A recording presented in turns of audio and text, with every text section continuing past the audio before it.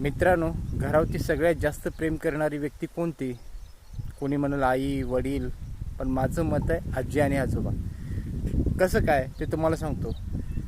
कुठेही गेलं तर नातवासाठी 4-2 बिस्किटाचे पुढे खिशात टाकून येणारी एकमेव व्यक्ती म्हणजे आजी आणि आजोबा. आजी आणि आजोबाला 4 मुलं असली तर त्या चार मुलाच्या प्रत्येक मुलाला समान प्रेम देणारे एकमेव व्यक्तिमत्व म्हणजे आजी आणि आजोबा.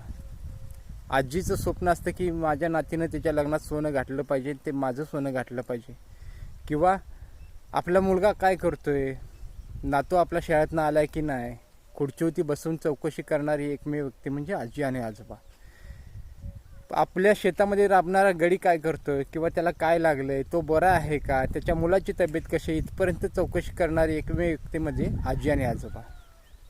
ज्याला आजी आणि आजोबाचं प्रेम घेता आलं नाही तो सगळ्यात जास्त प्रेमाचा भिकारी आहे, असं माझं मत.